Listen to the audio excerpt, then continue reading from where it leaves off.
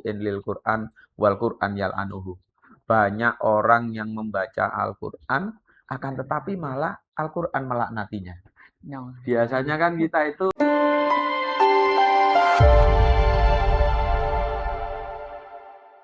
Assalamualaikum warahmatullahi wabarakatuh. Waalaikumsalam warahmatullahi. Kembali lagi di channel podcast Pondok Pesantren Salafiyah Al-Fatah. Saya Muhammad Ilmas Harifan selaku host podcast Pondok Pesantren Salafiyah Al-Fatah. Pada kesempatan kali ini tema yang kami angkat yakni membahas tentang tahqiq dan tahsin Al-Quran Madrasah Muratilil Quran yang ada di pesantren Al-Fatah. Tentunya kami sudah mendatangkan narasumber yang begitu hebat. Beliau adalah Agus Muhammad Taufikur Rahman. Assalamualaikum Gus. Waalaikumsalam warahmatullahi. Pripun keadaan panjenengan? Insyaallah selalu sehat. Alhamdulillah. Sebelum itu monggo panjenengan perkenalkan profil panjenengan agar pemirsa ini bisa mengenali panjenengan lebih dalam lagi. Assalamualaikum warahmatullahi wabarakatuh. Bismillahirrahmanirrahim. Alhamdulillahirabbil alamin wassalatu wassalamu ala asyrofil anbiya'i wal mursalin sayyidina wa maulana Muhammadin wa ala alihi washabihi ajmain amma ba'da. Perkenalkan, kami Muhammad Taufikur Rahman. Kami di Pondok Pesantren Al-Fatah mendapatkan bagian khidmah untuk sebagai mudir Madrasah Muratil Quran, mudir Mad Ali, wakil yayasan. Jadi kami di Dapuk begitu banyak itu mendapatkan kepercayaan dari pengasuh Yai Mutamakin, juga mendapatkan kepercayaan dari ketua yayasan Gus Ahmad untuk sebagai wakil yayasan. Jadi kami berada di Pondok Pesantren Al-Fatah ini sekali lagi hanya khidmah lah. Hanya bentuk khidmah kami terutama kepada Romo Kyai Haji Ahmad Rifai Basuni. Gitu. Masya Allah, kata sangat gitu. Jadi begini Gus, panjenengan kan sebagai mudir Madrasah Muratil Quran. Sebelum berbincang lebih dalam, bisa dijelaskan apa sih Madrasah Muratil Quran yang ada di Pondok Pesantren Salafiyah Al-Fatah ini? Madrasah Muratil Quran itu kita mengambil namanya dari nama yang sama yang ada di Lirboyo. Mungkin dalam pembahasan kita yang sebelumnya kan ada jargon-jargon yang dulu selalu saya gaung-gaungkan, melirboyokan Al-Fatah. Jadi mungkin ini salah satunya ya adanya program tahsin dan tahqiq Al-Quran di dalam Madrasah Muratilil Quran. Madrasah Muratil Quran itu madrasah yang didirikan oleh beliau Romo Kyai Haji Maktubatul Biri, pendiri MMQ Lirboyo. Jadi beliau itu kalau segmennya di Pondok Lirboyo, segmennya itu untuk ngurusi Al-Quran yang ngurusi santri-santri. Seperti itu, termasuk Yai Mutamakin itu termasuk murid pertama dari Romo Kyai Haji Maktubatul Biri ketika masih berada di Pondok Pesantren Lirboyo. Dulu pengajaran Al-Quran yang ada di Pondok Pesantren Al-Fatah itu belum memakai metode MMQ. Mungkin panjenengan masih ingat dulu itu hanya model bandongan. Santri setiap harinya ngaji Al-Quran hanya didengarkan oleh penyimaknya itu saja, karena memang konsep yang diterima dulu oleh Yai Makin itu konsepnya seperti itu. Jadi ada guru menyimak, kemudian santrinya membacakan, dan itu diterapkan di Pondok Pesantren Al-Fatah. Dan dulu lagi sebelum Yai Makin yang menjadi pengasuh, dulu itu ngaji Al-Qur'annya hanya ngaji bersama-sama. Dulu itu yang mengasuh adalah Romo Kyai Haji Sohe Rozak. Yai Sohe itu setiap sore jam 4 ini biasanya lokasinya ada di Makbaro. Tapi setelah kemudian Yai Makin pindah dari Sidoarjo kemudian di Malang, kemudian beliau yang mengampu pengajaran Al-Quran yang ada di Pondok Pesantren Al-Fatah ini gitu. Dan pada saat kami pulang. Kami Nggih. pulang itu 2018. Itu kami masih dimintai untuk nyimak saja. Jadi kami nyimak setidaknya 2 tahun atau ya 2 tahun. Akhirnya di tahun 2020 atau 2021, beliau kemudian mengutarakan keinginannya, "Ya opo Fik," saya dipanggil pada saat itu di rumah beliau, di dalam beliau. Nggih. "Ya opo Fik, kalau seumpama murotil Quran ini di-setting, di model seperti halnya yang ada di Lirboyo." Karena dulu memang, beliau belum setting seperti Madrasah Murotil Quran yang ada di Pondok Lirboyo sekarang ini, masih mengikuti metode lama, hanya setoran-setoran itu saja. Nggih, karena memang, beliau menerapkan itu yang didapatkan dari gurunya. Jadi beliau Yai Makin akhirnya kepingin bagaimana mengembangkan santri-santri agar nanti metode yang dipakai itu adalah metode jet tempur. Jadi kalau di Yai Maftuh itu istilahnya metodenya jet tempur. Kalau di sini kan ada Filkola, Nggih. ada Kiroati, ada Umi, ada Yambu'a, dan yang lain. Kalau beliau itu jet tempur. Kenapa kok nanti yang dipakai itu jet tempur? Jadi harapannya santri-santri yang belajar di MM Lirboyo yang membaca Al-Quran ini seperti pilot jet tempur. Mmm, Jadi sat-set, cak-cek langsung. dalam membacanya itu. Mmm, Jadi tidak boleh molor, tidak boleh lelet dalam membaca, tidak boleh. Salah kalau dulu beliau itu salah ya berarti nggak boleh mengulangi dari yang salah. Harus diulangi dari awal lagi, dari awal ayat yang awal yang pada saat itu dibaca, nggak boleh langsung jojok di awal. Jadi memang keinginan beliau bagaimana santri ini seperti jet tempur itu. Jadi dalam profesionalitas dalam membaca Al-Quran.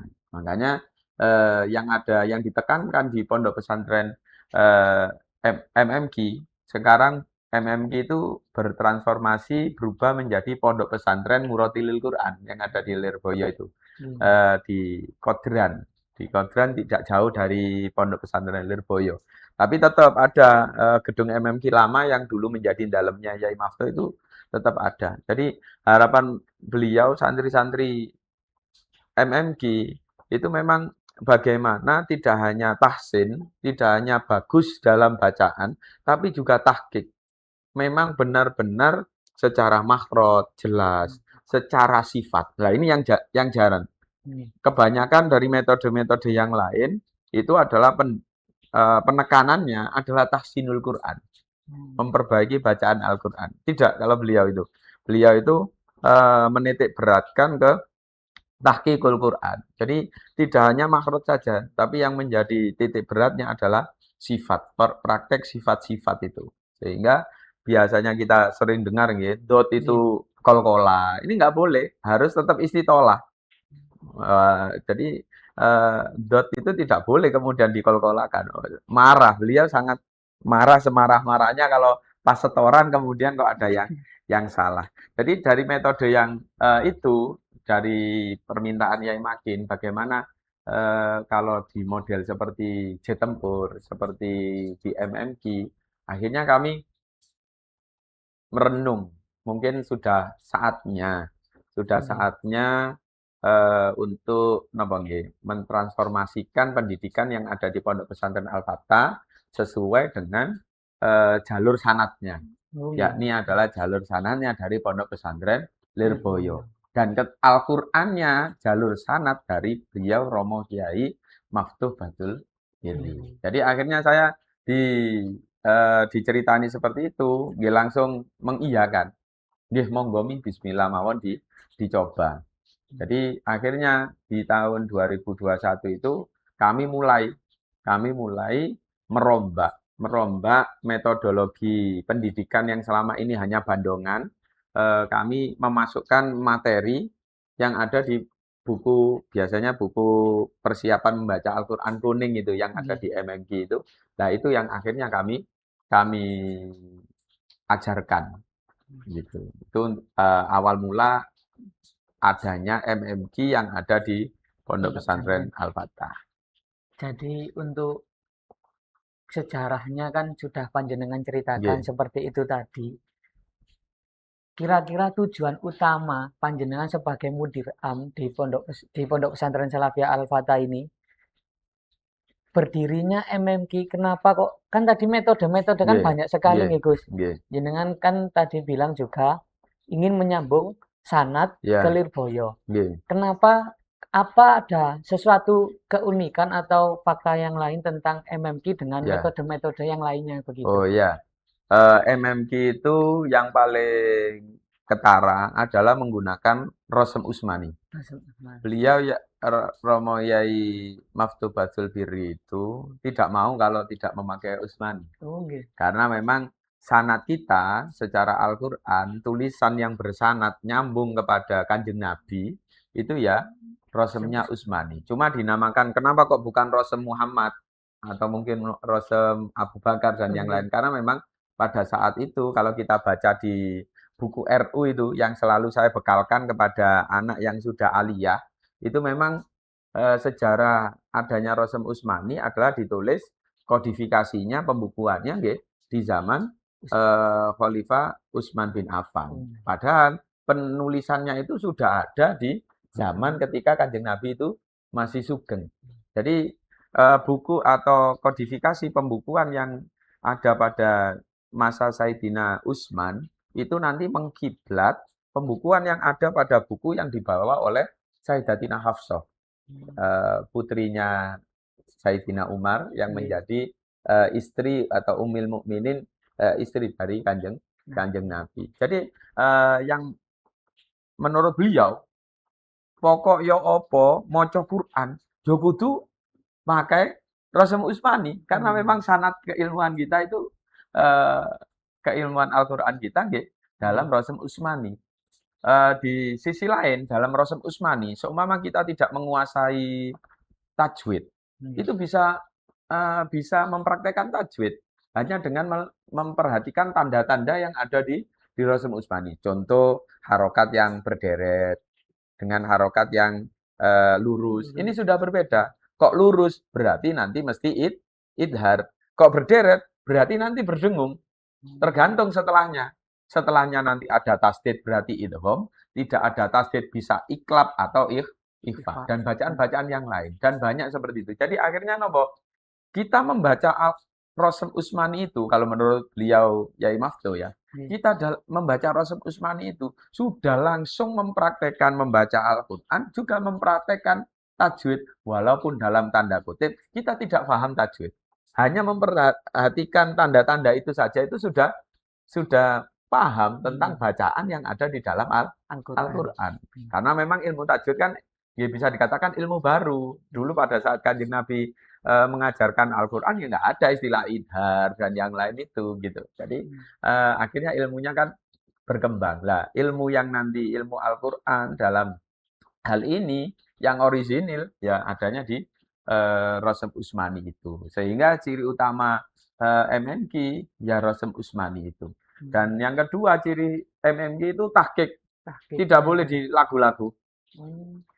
Jadi seumpama modelnya hampir sama dengan model Baghdadi itu, datar, tidak berlagu. Memang tujuannya apa? Jangankan yang binador, bil ghaib pun itu juga nggak boleh dilakukan. Jangankan dibaca cepat, nggak boleh dibaca cepat, nggak boleh. Harus jelas makhrotnya, jelas sifat-sifatnya itu. Tartil. Dan itu ya tartil. Warotilil Qur'ana tartila itu memang benar-benar beliau terapkan dalam pengajaran Al-Qur'annya. Sehingga namanya Madrasah Murotilil Qur'an. Sehingga anak-anak yang hafal Al-Qur'an itu kok napa nggih melantunkan Al-Qur'an dalam hafalannya kok kurang dari 25 menit itu dimarahi. Karena mesti membacanya serampangan, mesti membacanya itu tergesa-gesa. Khawatirnya ada makhraj yang ketinggalan, ada sifat yang tidak terbaca. Sehingga membaca Al-Qur'an walaupun yang hafal Al-Qur'an yang bil ghaib itu kalau di sana ya harus minimal 25 menit ke atas. Jadi sehingga warotilil Qur'an Natartila itu warotilil Qur'an Natartila memang benar-benar diterapkan oleh beliau. Sehingga Yai Makin kemudian inisiasi menerapkan metode ini di Pondok Pesantren Al-Fatah, saya rasa tepat. Karena dulu itu sebelum adanya MMQ, masih setoran biasa itu kami sering sambat lah ke Yai Makin itu. Niki yok nopo mi, gitu. Saya ngomong membahasakan ketika berdialog dengan beliau. Niki yok nopo mi.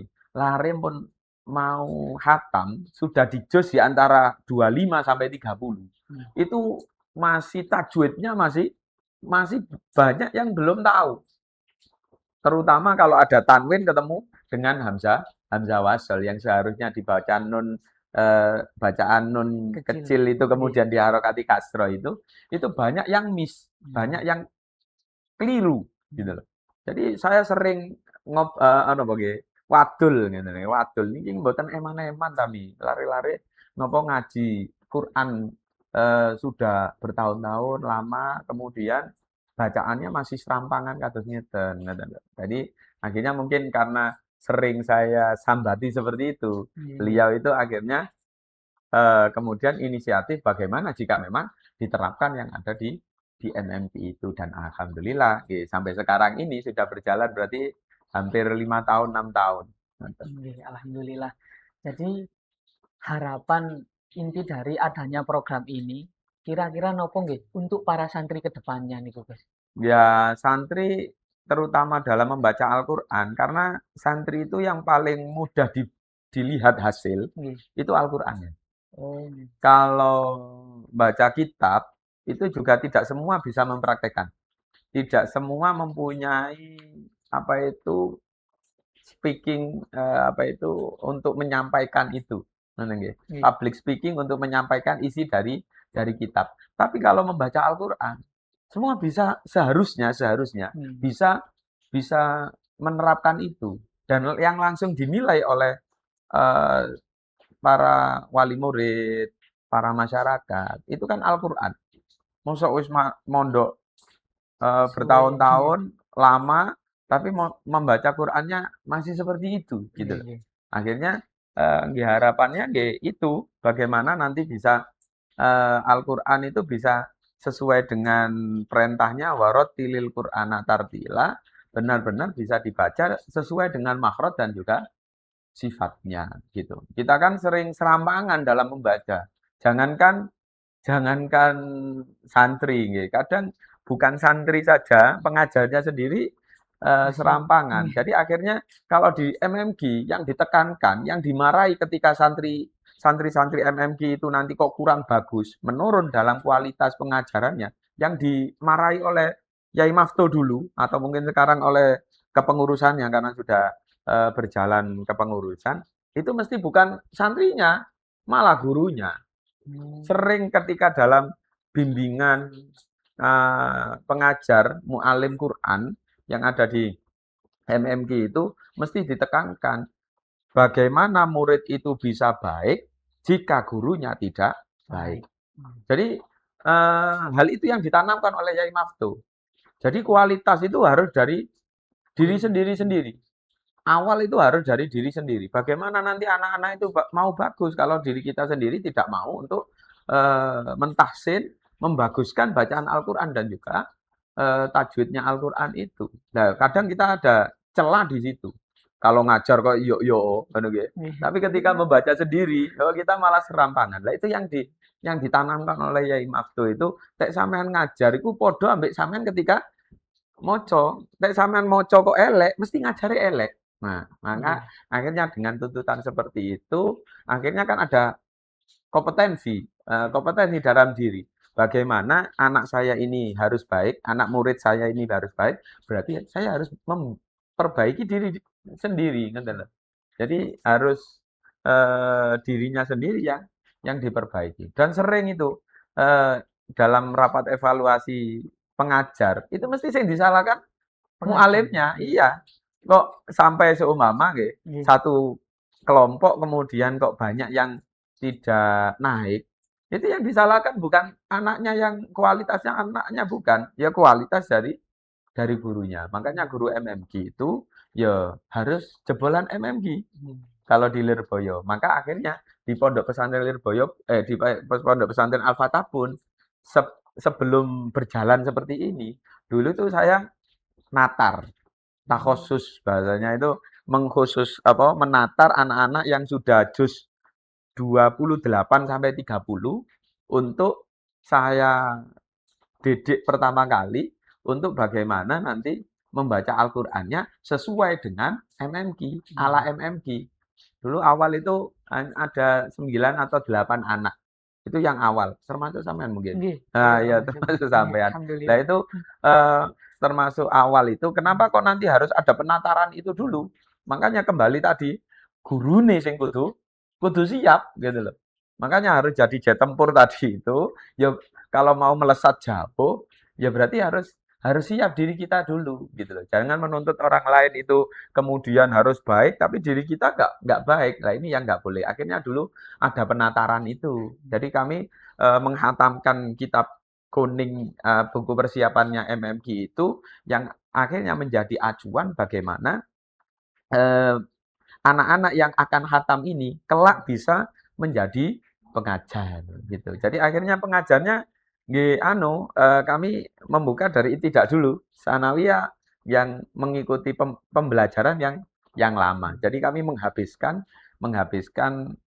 apa itu kuota dari santri yang lama itu sambil naik, sambil naik, sambil naik. Dan alhamdulillah habis di tahun kemarin. Jadi 2025 itu baru habis, kemudian akhirnya produk yang sisa, yang belum hatam Qur'annya ini semuanya sudah terproduk dengan metode Murotilil Qur'an. Gitu. Alhamdulillah, Masya Allah, saya Yeah. nggih. Mungkin di akhir-akhir sesi perbicaraan kali ini, Yeah. Gus, mungkin ada pesan untuk para santri yang mengikuti program belajar Al-Quran ini. Yeah.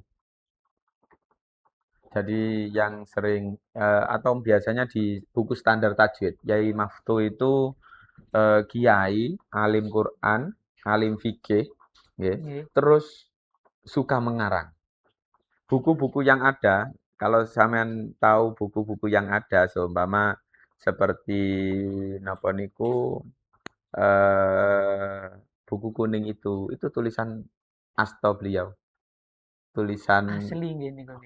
hot kufinya beliau, asli dari beliau.